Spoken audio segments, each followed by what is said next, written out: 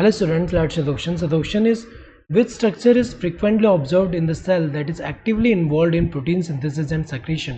पूछा गया इनमें से कौन सा स्ट्रक्चर है जो कि फ्रिक्वेंटली ऑब्जर्व होता है ऐसे सेल में जिसमें एक्टिवली प्रोटीन सिंथेसिस होता है एंड सेक्रेशन होता है। तो अगर हम देखें यहाँ पे प्रोटीन सिंथेसिस की अगर हम बात करें तो जो प्रोटीन सिंथेसिस है इसमें हमें पता है कि प्रोटीन सिंथेसिस में कौन इन्वॉल्व होता है,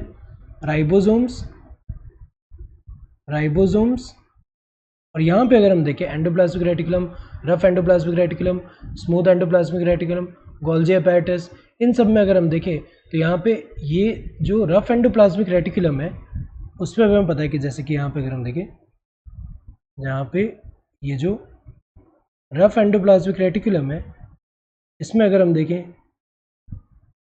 तो इसके सरफेस पे ऐसे राइबोसोम्स जो है वो ऐसे प्रेजेंट है। तो ये एंडोप्लाज्मिक रेटिकुलम में ये वाला जिसमें इसके सरफेस पे ऐसे राइबोसोम्स प्रेजेंट है इसको हम रफ एंडोप्लाज्मिक रेटिकुलम बोलते हैं और ये किस में इन्वॉल्व होंगे, प्रोटीन सिंथेसिस जो है उसमें इन्वॉल्व होंगे। तो अगर हम देखें यहाँ पे तो ये जो RER है ये जो है ये हमें पता है किस में इन्वॉल्व है, प्रोटीन सिंथेसिस में।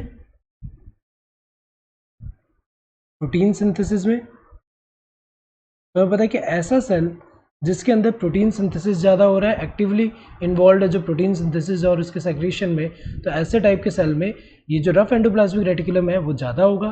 तो अगर हम देखें यहाँ पे तो एंडोप्लाज्मिक रेटिकुलम में तो दोनों हो सकता है, RER भी हो सकता है, SCR हो सकता है, लेकिन अप्रोप्रिएट आंसर कौन सा है, RER, ये करेक्ट होगा। तो ये वाला इनकरेक्ट, SCR भी इनकरेक्ट होगा क्योंकि ये जो है लिपिड सिंथेसिस में इन्वॉल्व है।